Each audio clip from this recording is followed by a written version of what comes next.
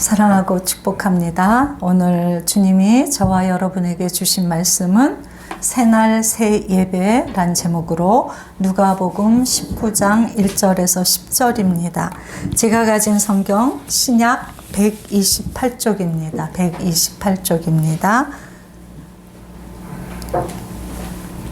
다 찾으셨으면 한 절씩 교대로 받들어 읽겠습니다. 예수께서 여리고로 들어가 지나가시더라.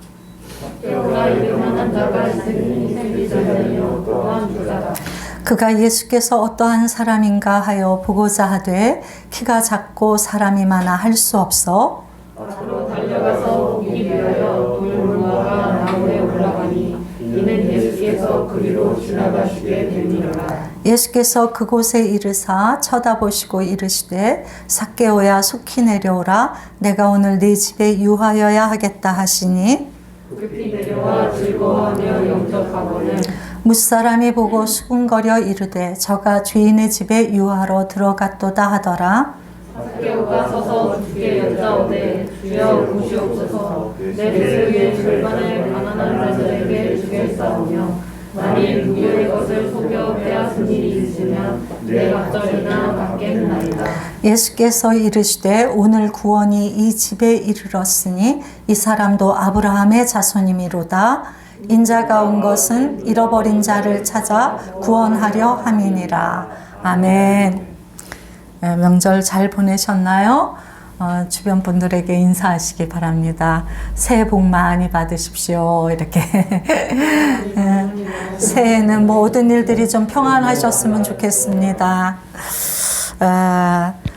행복하고 즐거운 새해, 즐거운 명절이었으면 참 좋았을 텐데 그렇게 지내셨었는지 어쩐지 모르겠습니다.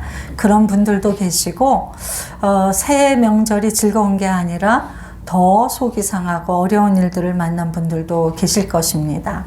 제가 계속 설교 때 말씀을 드리고 있지만 저도 계속적으로 안 좋은 일이 많았다고 그랬잖아요. 명절 전날 또 시장 가려고 아들이 차를 갖고 왔는데 또 뭐가 또 잘못됐습니다. 그래가지고 큰일은 아닌데 하여튼 계속 그렇게 어려움이 있는데 저야 뭐 목사니까 그죠? 목사니까 이겨야죠. 어려움이 있어도 이겨야 되고 아무리 죽을 일을 만나도 이겨야 됩니다. 왜 그러냐면 믿음을 날마다 듣고 말씀하고 그러는 사람이기 때문에 잘 안 돼도 무조건 하려고 애를 써야 됩니다.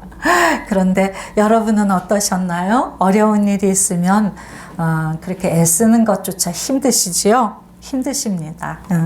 그래도 오늘 주님 말씀을 통해서 위로받으시고 좀 힘을 얻으셨으면 좋겠습니다.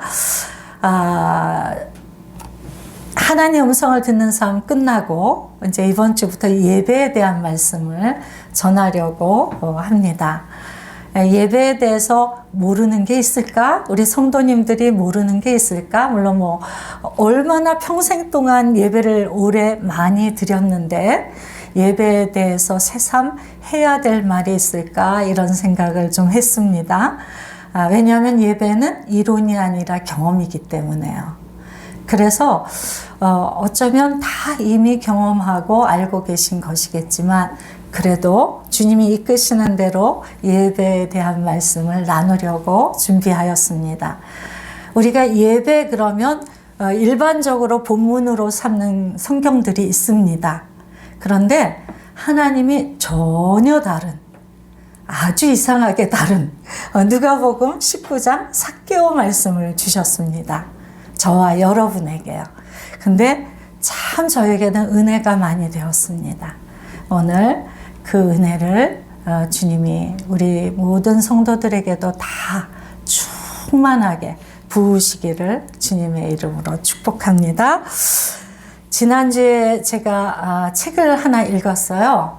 그 앞에 서문, 그 내용 말고 서문에 리차드 포스터라고 하는 제가 제일 좋아하는 영성 목사님, 세계적인 영성가의 목사님, 그분이 그 책에 서문을 쓰셨더라고요. 근데 그 책을 읽는데 거기에 아주 마음에서 지워지지 않은 한 구절을 보게 되었습니다.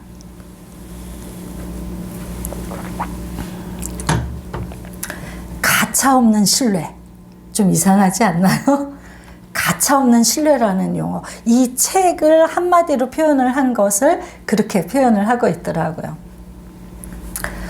신뢰라고 하는 건 말할 수 없이 저절로 일어나는 믿음인데, 억지로 노력한다고 신뢰가 쌓이지 않거든요. 저절로 일어나야 되죠. 사람 사이에도 마찬가지고요. 하나님하고의 사이에서도 그 신뢰란 저절로 경험되어져서 그냥 믿어지고 그냥 좋아져야 되는 거예요. 사람 관계와 똑같습니다. 하나님도.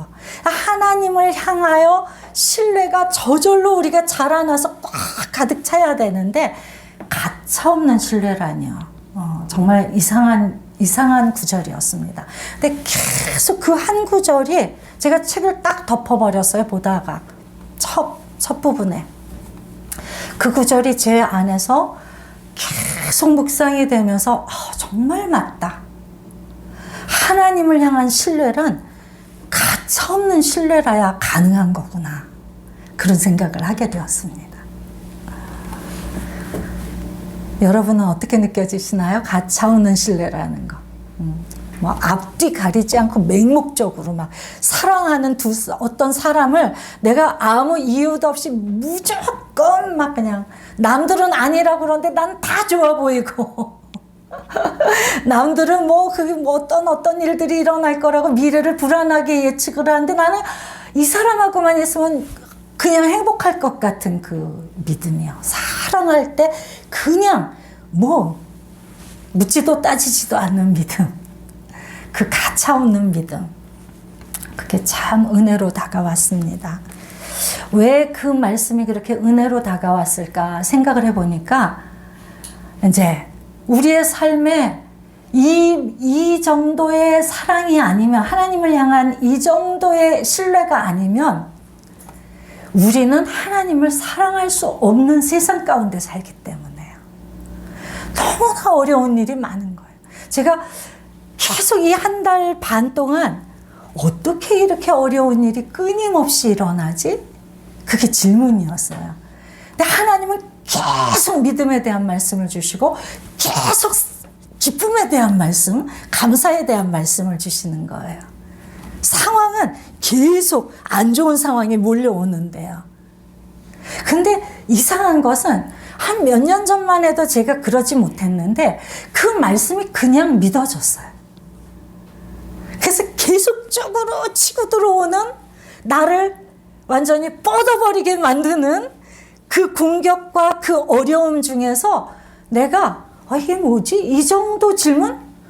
이게 뭘까? 이걸 어떻게 전해야 될까? 이걸 어떻게 나눌 수 있을까? 나 자신과 또는 내 곁에 있는 사람들과 이런 질문을 하면서 그냥 주님이 주시는 말씀들이 믿어지고 알아지고 이해가 되었습니다.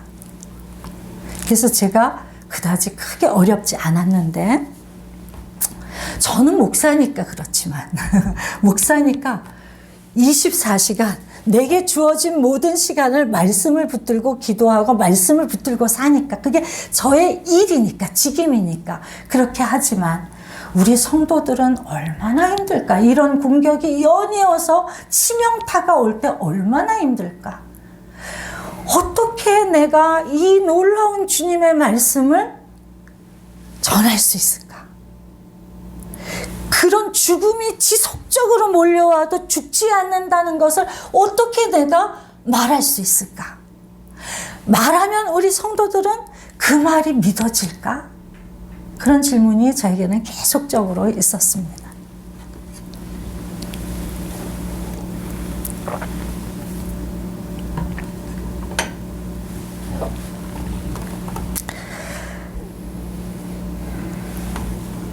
그런데 오늘 새벽에도 와서 기도하면서 하나님께 이런 어려움이 지속적으로 오는데 오늘 말씀 또 주님께 이렇게 주님이 주신 이 말씀을 제가 들고 섭니다. 그런데 주님, 정말 저는 설득할 자신이 없습니다. 제 안에 느껴지는 이 느낌들, 이 알아지는 이 감각들을 전달을 할 수가 없습니다. 어떻게 해야 주님 그게 가능할까요? 그런 기도를 하고 있는데 문득 말씀이 하나 떠올랐어요. 이렇게 어려움이 몰려온다면 우리 성도들에게 어떻게 견디라고 할까요? 그 질문에 대해서 히스기야가 떠오르게 하시더라고요. 히스기야 아시죠? 그래서 히스기야가 사네립이라고 하는 그 아수르 왕이 공격했을 때 그 장면이 떠오르게 하셨어요. 그래서 제가 막 찾아봤습니다. 그 말씀을. 그랬는데 그 사건이 있는 첫 절에 역대하 32장인데 첫 절에 이 모든 충성된 일을 한 후에라고 시작이 되더라고요. 그 말씀이 사네립 공격하는 그 사건이 기록된 성경의 1절 맨 앞구절이 이 모든 충성된 일을 한 후에 이렇게 시작이 되더라고요. 그래서 그 무슨 충성된 일을 했나 제가 앞장부터 찾아봤습니다. 30장부터 히스기야가 이 유다 백성들을 막 불러일으키는 거예요. 우리 이러면 안 돼. 예배가 회복이 되어야 돼. 구약의 예배는 무엇입니까? 유월절과 절기들이잖아요. 예배가 회복되어야 돼. 그렇게 대면대면하게 적당히 예배 드리면 안 돼. 예배를 회복해야 된다고, 지켜야 된다고 막 외쳐서 이 나라와 백성들을 예배로 확 끌어오는 장면이더라고요. 30장 전체가. 31장 시작도 이 모든 일이 끝남에, 예배를 불러일으킨 일이 끝남에 그렇게 또 시작이 되는 거예요. 31장도.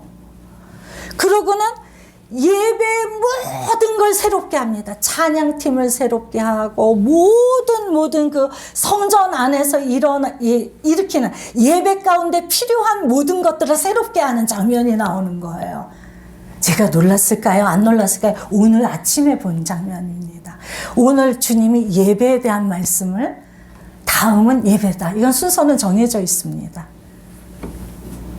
그런데 우리의 삶은 이 예배에 집중할래 할 수 없는, 예배 가운데 우리의 마음이 살아계신 하나님을 정확하게 바라보면서 그 하나님 앞에 무릎으로 나아가는 그 예배가 일어나지 못할 수밖에 없는 우리의 이 암담한 현실들, 나를 둘러싸고 있는 죄와 악과 어두움의 그 현실들, 도저히 감사와 찬양을 부를 수 없는 현실들 속에서 주님, 제가 어떻게 예배를 전할 수 있습니까? 라고 질문하는 저에게 사네립 사건을 떠오르게 하시고 보니까 그 앞장이 전부 다 예배 회복으로 꽉 차 있더라는 거예요. 2장이.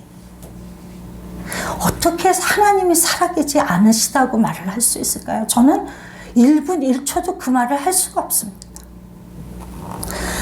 그리고 이 모든 예배 회복을 위하여 히스기야가 애를 쓰고 그 모든 일들을 마쳤다는 거예요. 이 모든 충성된 일을 한 후에 일어난 사건이 무엇입니까? 축복이었습니까? 아니요. 막강한 원수가 공격을 해와서 둘러싸서 포위를 하고, 몇십만 대군이 포위를 하고, 그리고 높은 곳에 서서 그 백성들에게 하나님과 히스기야를 조롱하는 말을 하고 있습니다. 너희들 그랬지? 히스기야가 하나님이 다 하실 거라고. 너 그 말 믿니? 너희들 백성들아 그 말을 믿냐? 이렇게 적군이, 대장들이 하나님이 너희를 구원하실 수 있을 거라고 믿니? 못 구원하셔. 우리 막강한 이 군사력을 가진 이 아수르국을 이긴 나라는 아무도 없어. 다른 곳들은 신이 없었냐? 어떤 신도 우리를 막지 못해. 그러니까 너희 신도 너희를 구원하지 못할 거야. 이렇게 조롱했단 말이에요. 이 예배 회복을 위하여, 하나님 나라를 위하여 이 모든 일을 마친 후에 일어난 일입니다. 그러니까 히스기야가 이사야 선지자하고 성전에 들어가서 부르짖어 기도합니다. 저 말 들으셨죠, 하나님? 하나님 구원해 주세요 라고 기도합니다. 그래서 구원이 일어납니다. 오늘 이 말씀을 새벽에 제 질문에 대한 답이라고 저는 들었습니다. 하나님께 이렇게 끊임없이 몰려오는 우리의 고난의 삶, 이 죽을 것 같은 현실 앞에서 하나님을 믿으라고 제가 어떻게 외쳐야 되겠습니까? 이 질문에 정확하게 대답하고 계신 하나님을 저는 만났습니다. 오늘 그 하나님을 여러분도 다 만나시기를 바랍니다. 이 만남이, 그 하나님을 만나는 만남이 예배의 회복입니다. 예배란 다른 게 아니에요. 다른 것으로 설명할 게 없어요. 이 하나님, 이 살아계신 하나님, 나를 알고 계시는 하나님, 내 현실이 얼마나 암울하고 엉망진창인지 아시는 하나님, 하나님을 떠나서 산다는 건 무슨 뜻이냐 하면, 내가 이 엉망진창인 더러운 똥통 속에서 계속 돌팔매를 맞으며 그래서 막 지치고 상처나고 힘들고 어려워서 자지러지면서 죽어가면서 산다는 뜻입니다. 그럼 하나님은 뭘 하시는 거냐고요? 그런 중에서, 그런 세상 속에서 사는 인생들에게, 영혼들에게 내가 있으니 제발 고아처럼 사는 거 그만하고 내게로 와라 라고 말씀하시는 것이라는 거예요. 그것을 알아들은 사람들이 네, 그래 볼게요 라고 주님께 나와서 드리는 것이 예배라는 것입니다. 예배란 어떤 의식이 아닙니다. 그냥 모여서 정해진 시간에 순서에 따라 뭐예요? 그 있잖아요. 그 예배 순서에 따라서 하는 것이 예배가 아니라. 그래서 예배에 대해서 우리는 새로워져야 됩니다.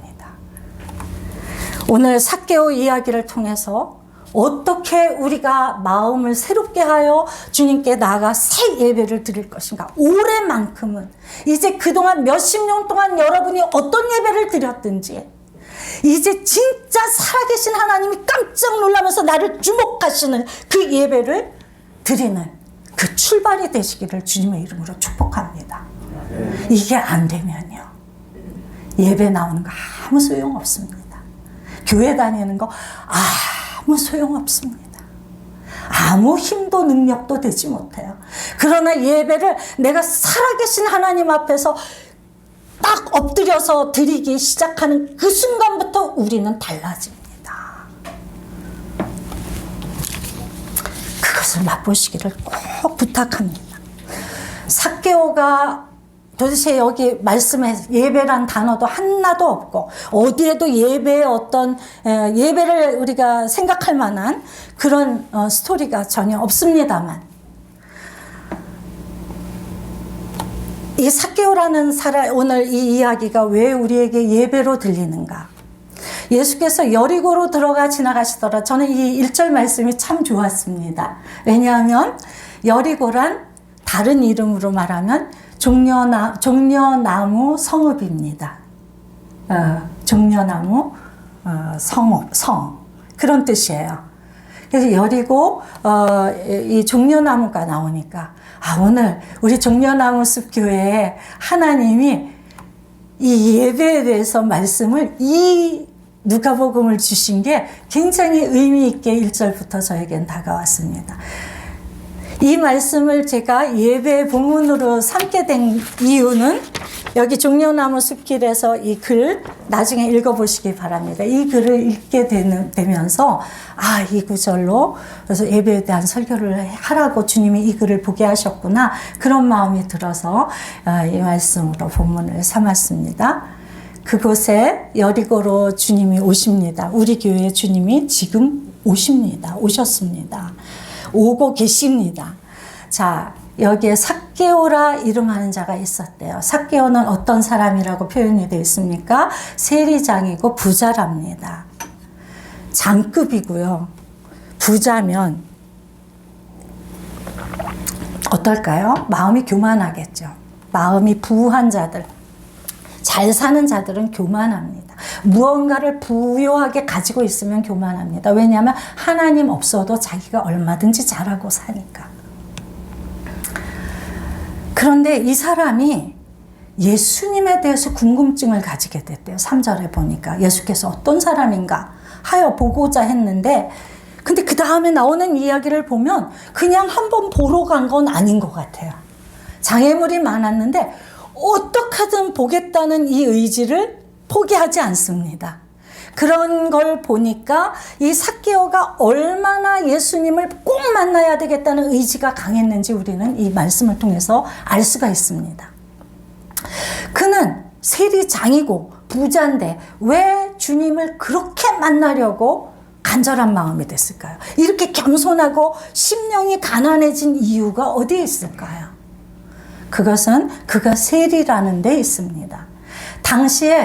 그 당시에 예수님 당시에 가장 부끄러운 직업, 여자는 창기, 남자는 세리입니다.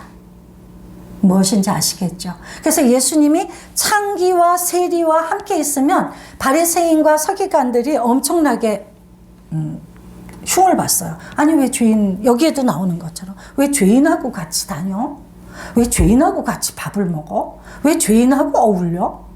너무 이해가 안 됐던 거예요. 그 정도로 세리는 부끄러운 직업이었습니다. 왜냐하면 제가 전에도 설명한 적이 있지만 그 당시는 로마의 속국이었기 때문에 세금을, 로마가 이렇게 지배국인데 세금까지 거두면 더 미워할 거 아니에요. 그래서 그들이 꾀를 낸 게 뭐냐면 유다 사람을 세리를 뽑는 거예요. 그래가지고 지역을 나누어 줍니다. 당신은 마포구, 당신은 은평구, 이렇게 나눠주면서 여기에서 1년 동안 얼마, 10억 걷어서 우리에게 10억씩 바치세요.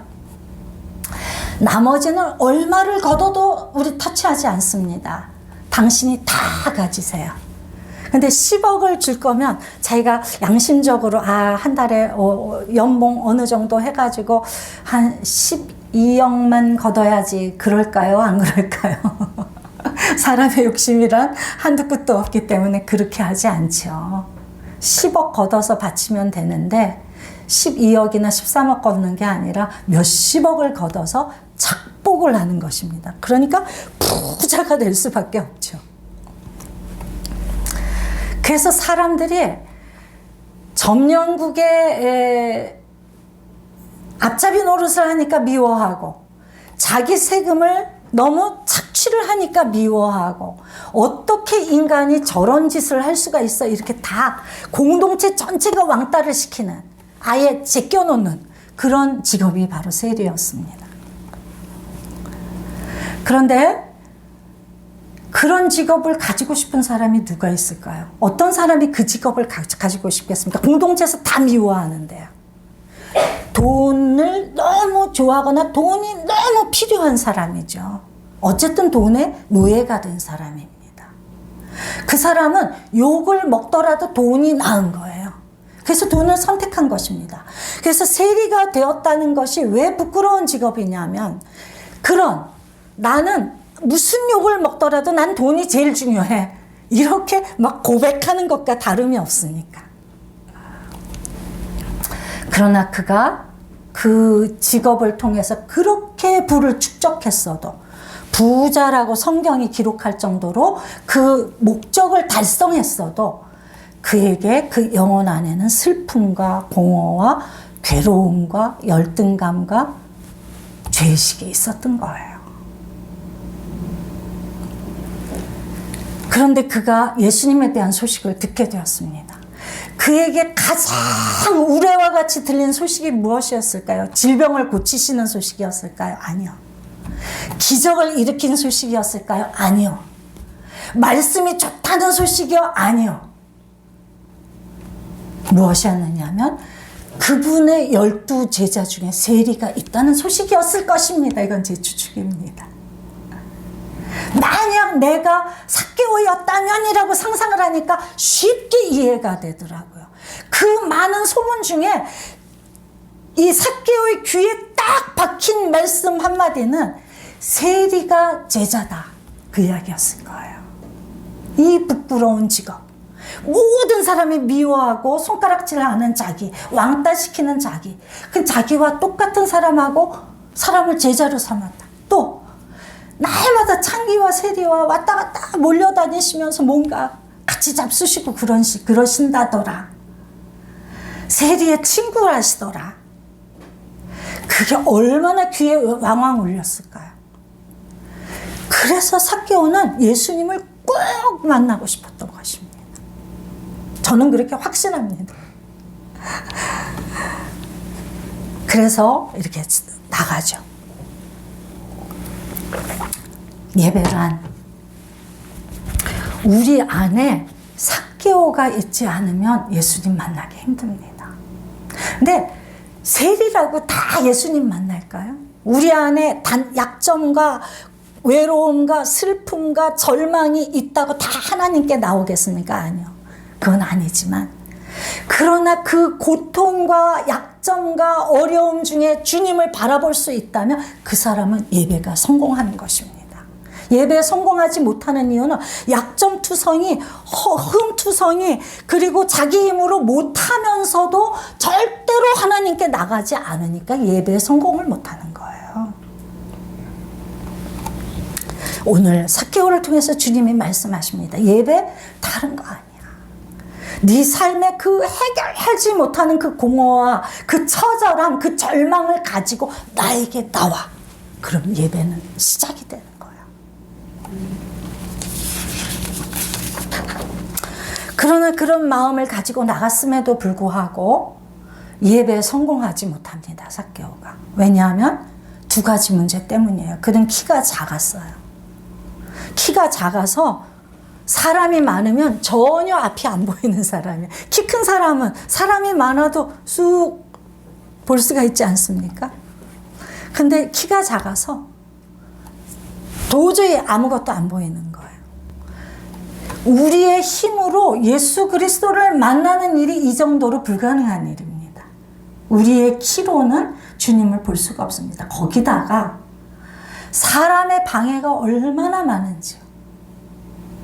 사람이 얼마나 많은지, 장애물이 얼마나 많은지, 나를 자기네들 틈 안으로 들여주지 않는, 나를 딱 밀어 제끼는, 자기들 그 그룹 안으로 길 조금만 터주면 들어갈 수 있지 않나요?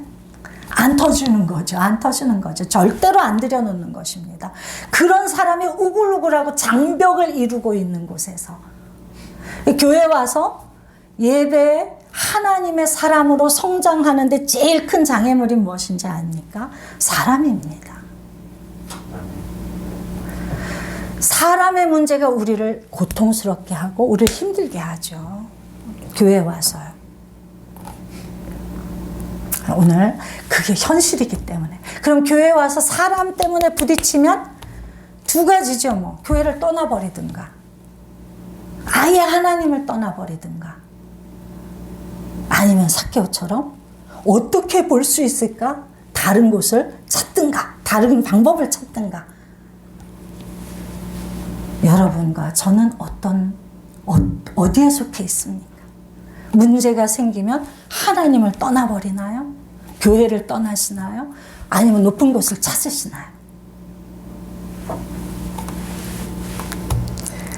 그가 예배에 성공한 이유는 이 장애물이 현실적으로 꽉 차 있음에도 불구하고 앞으로 달려갔다는 거예요. 어떻든지 조금이라도 더 앞에 달려갔다는 거죠. 뒤로 물러가지 말라는 거예요. 앞으로 달려가서 그 다음에 보려고 모든 방법을 다 찾은 거죠. 돌무화과 나무가 있었습니다. 높은 곳이 있는 거죠. 이 땅 말고 사람들은 없는 높은 곳이 있었던 거죠. 아, 저기 올라가면 볼 수 있겠구나.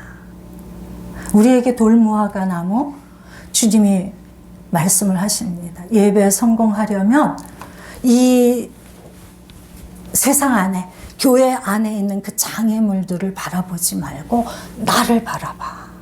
어떻게 나를 볼 수 있나? 더 높은 곳에 올라가면 너희들은 나를 꼭 볼 수가 있어. 그 높은 곳은 어딜까요? 무엇일까요? 저는 그것이 예배 중에 우리가 하고 있는 찬양과 기도와 말씀 듣는 일이라고 생각합니다. 아멘. 찬양은 우리를 들어 높은 곳에 올립니다. 기도는 우리를 딱 들어서 높은 곳에 올려줍니다. 말씀은 이 땅에서 이 땅의 시각으로 육의 시각으로 해석하고 눌리고 갇히는 우리를 한순간에 그 말씀이 우리를 들어서 높은 곳에 올립니다. 아멘. 이것을 경험을 하셔야 돼요. 우리가 할 수 있는 것은 무엇입니까? 주님이 들어 올려주셔야 되니까 찬송을 힘껏 마음을 다해서 부르는 게 올라가는 일입니다. 나무에 올라가는 수고가, 우리의 수고가 그것이죠. 기도할 때 입술에 기도하지 않고 그냥 어떤 틀에 박힌 기도하면 하늘에 계시는 뭐 사랑하는 나의 하나님 이래가지고 마음도 없는데 그냥 입에서 나오는 기도 하지 마세요. 하지 마세요. 그 기도 하늘로 안 올라갑니다. 하나님 살아계신 분이에요. 우리를 환히 아시는 분이에요. 내가 아무 소리 안 해도 하고 신음 한 번만 해도 그 신음 속에 담긴 고통과 그 무게를 다 알고 계시는 분이란 말이에요. 이걸 아셔야 돼요. 기독교는요, 이론의 종교 아니에요. 살아계신 하나님을 경험하는 종교예요. 매일 살아계신 하나님을 맛보고 경험하는 종교예요. 하나님 살아계세요. 기도할 때 중언부언, 마음과 입술이 일치하지 않는 것이 중언부언입니다. 만약에 제가 하나님 앞에 엎드려서 하나님 그랬는데 그 하나님 부르는 그 한 단어 안에 내 마음이 담기지 않았다면 기도 새로 시작을 해야 됩니다. 하나님, 제가 전혀 마음이 담기지 않네요. 주님 오셔서 제 마음이 주님을 향하게 해주세요. 제가 어떤 말을 하든지 하나님 앞에서 그 무릎 앞에서 하나님께 하는 진실한 기도가 되게 해주세요.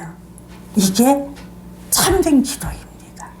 그 기도는 다 뚫어냅니다.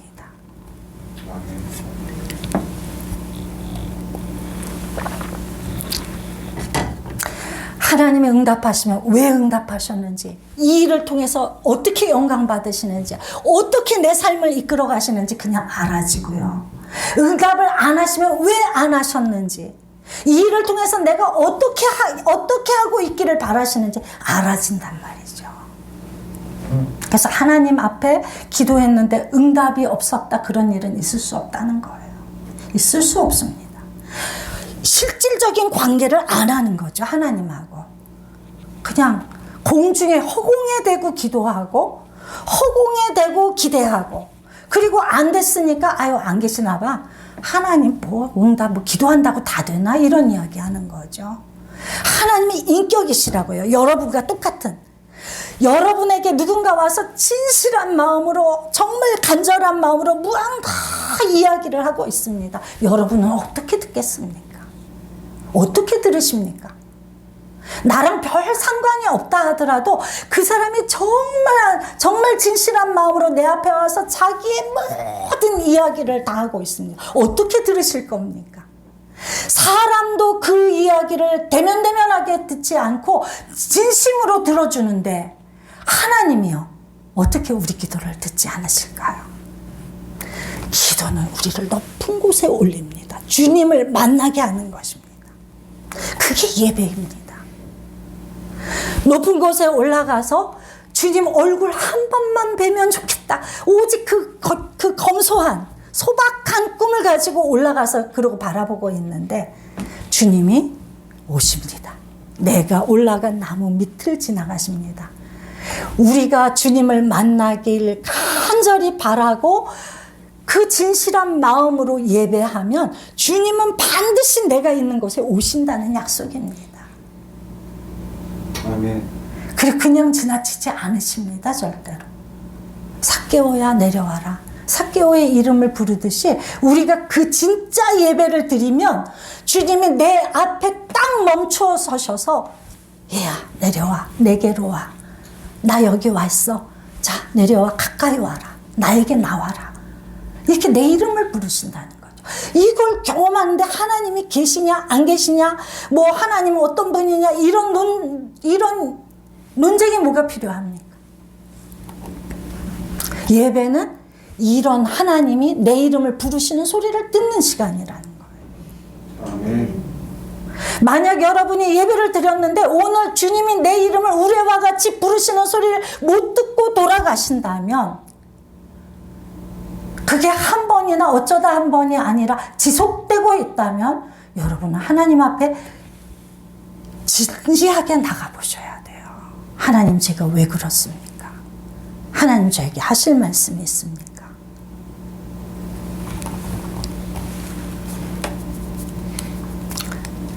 내려오라고 하시고 내가 오늘 네 집에 유하여야겠다.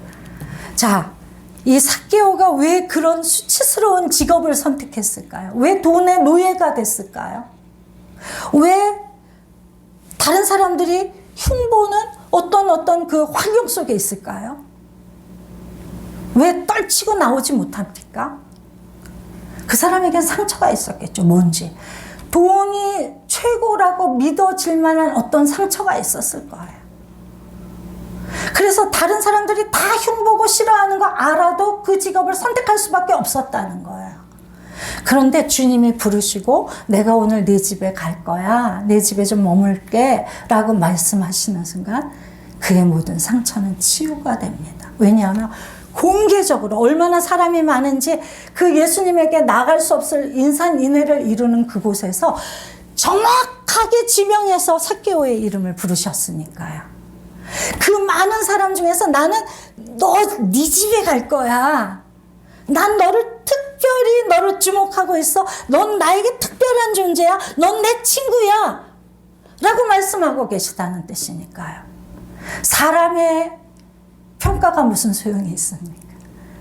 그 놀라운 주님이 나를 인정하시는데. 그래서 모든 그 낮아졌던 자존감들, 그 불행하게 느껴졌던 슬픈 마음들, 그것들이 씻은듯이 사라지는 거예요. 우리의 상처 치유는 예배를 함으로써 치유가 일어나는 것입니다. 아멘.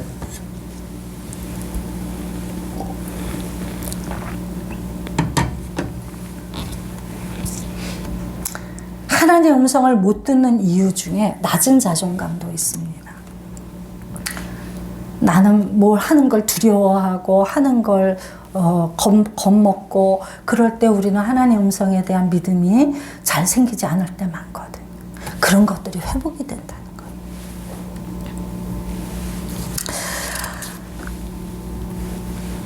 그러니까 즐거워지는 거예요. 기쁨은 저절로 일어나는 것입니다. 우리가 기뻐하자.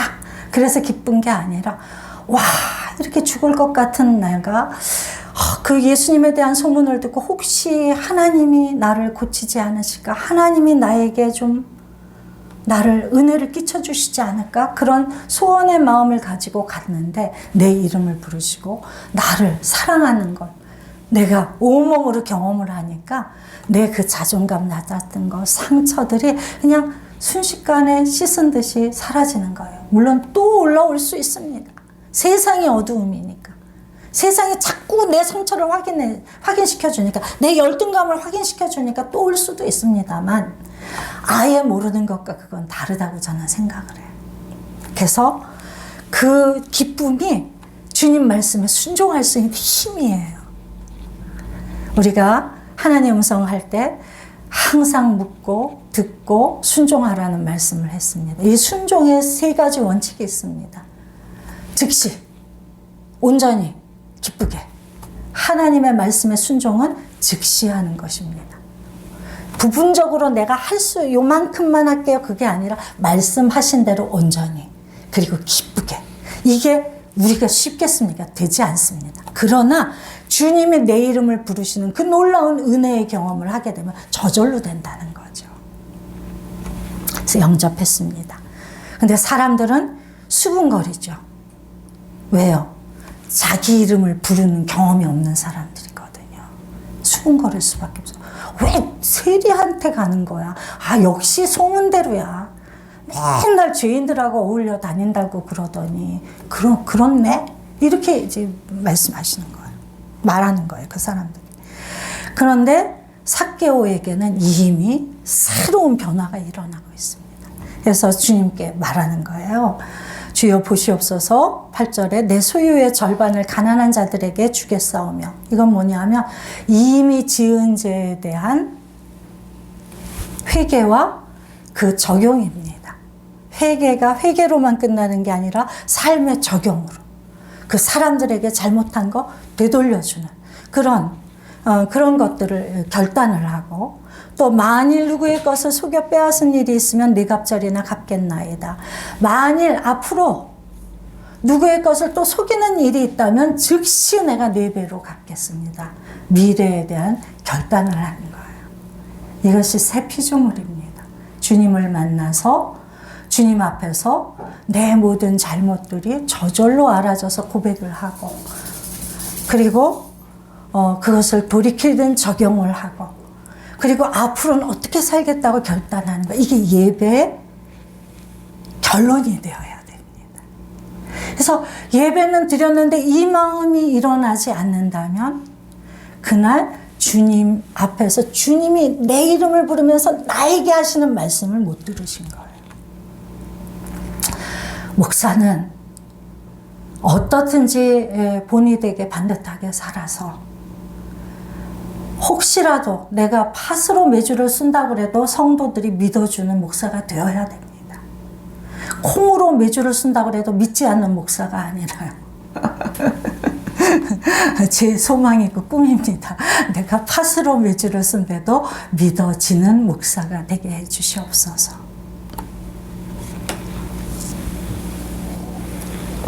성도는 혹시 밤낮 콩으로 메주 쓰는 이야기를 팥으로 메주를 쓴다고 외먼 이야기를 하는 목사라면, 여러분들은 그 사람의 허물은 예배 드리시는 동안은 딱 제껴놓고 하나님이 오늘 내게 들려주실 말씀에 초점을 맞춰서 힘을 다해 기도하고 찬송하고 말씀을 들으며 높은 곳에서 주님이 나에게 오시는 그 경험을 하시기 바랍니다. 아멘. 저도 힘을 다하겠습니다. 정말 여러분이 내가 무슨 말을 해도 믿어지는 목사가 되도록 제 꿈이니까, 제 기도 제목이니까 힘을 다하겠습니다. 여러분은 힘을 다해 예배, 찬양하고 기도하고 말씀 들으며 주님의 목소리 들으시는, 내 이름 부르시고 정확하게 내 집에 내 손을 잡고 함께 가시는 그 경험을 반드시 예배 때마다 하시기 바랍니다.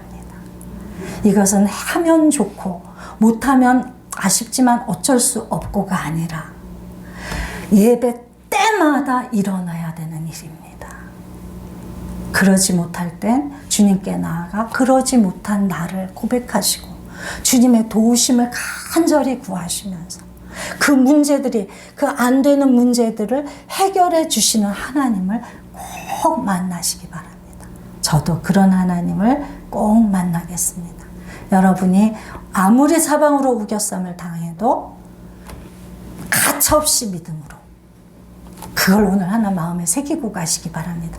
가차없는 믿음, 신뢰로 나가서 힘을 다해 그 주님을 붙들고 씨름하며 기도하시고 주님이 뭐라 말씀하시는지 반드시 들으실 것입니다.